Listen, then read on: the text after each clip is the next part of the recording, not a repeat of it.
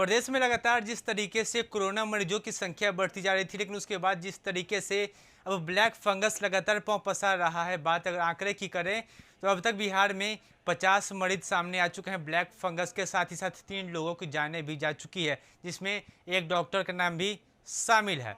इसी कड़ी में बातचीत करने के लिए हमारे साथ हैं पीएमसीएच के पैथोलॉजी डिपार्टमेंट के एचओडी हैं डॉक्टर विजय कुमार गुप्ता। इनसे सीधे तौर पर जुड़कर जानने की कोशिश करते हैं ब्लैक फंगस की क्या स्थिति है बिहार में।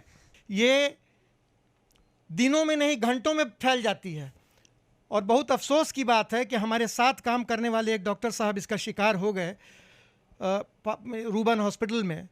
पहले वो आए, उनका ब्लड शुगर लेवल बहुत हाई था, फिर उनके आँख का ऑपरेशन करना पड़ा।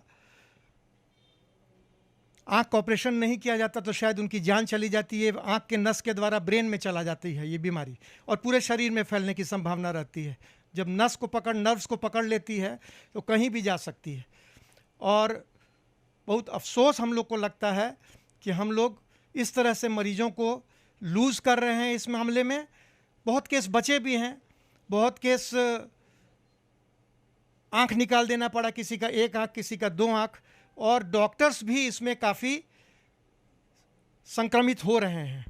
और अभी एम्स में, आईजीएमएस में केसेस अभी जैसा कि डाटा हम लोग को प्राप्त हुआ है, लगभग 40-50 पेशेंट पटना में इस रोग से ग्रसित हैं। सर, एक छोटा सा और आखिरी सवाल ये है कि सर ब्लैक फंगस आँख के अलावा और भी किन किन अंगों पर अटैक कर सकता है सर, क्योंकि ये जानना काफ़ी ज़रूरी है कि आँख के अलावा और कहाँ कहाँ हमला कर सकता है ब्लैक फंगस।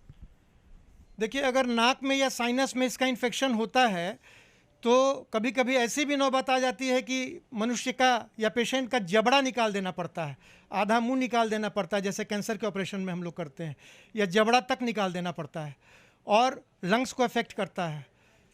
तो ये, और जब लंग्स को अफेक्ट करता है तो सांस लेने में इस तरह की दिक्कत होती है और ऑक्सीजन की कमी हो जाती है पेशेंट के अंदर कि फिर उसको संभाल पाना, लंग का ही काम है ऑक्सीजन को एब्जॉर्व करके शरीर में उसको पर्याप्त मात्रा में सप्लाई करना।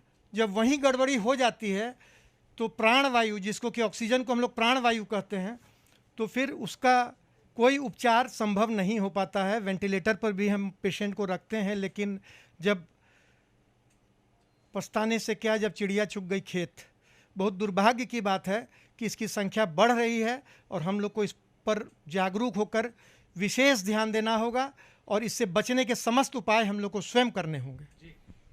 ब्लैक फंगस से बचने के लिए समस्त उपाय हमें स्वयं ही करना है और जो जो प्रिकॉशंस रखने की बात कही गई है, इन तमाम चीज़ों का ध्यान रखना पड़ेगा, क्योंकि ब्लैक फंगस सिर्फ आपकी आंखों को ही नहीं बल्कि आपके ब्रेन तक को डिस्टर्ब कर सकता है। ब्रेन हेमरेज तक ऑप्शन हो सकते हैं इस बीमारियां, और भी कई तरह की बातें जो डॉक्टर साहब ने कही है, काफ़ी जानने योग्य बातें ज़रूर हैं। DTV भारत के लिए मैं सनी कुमार, पटना।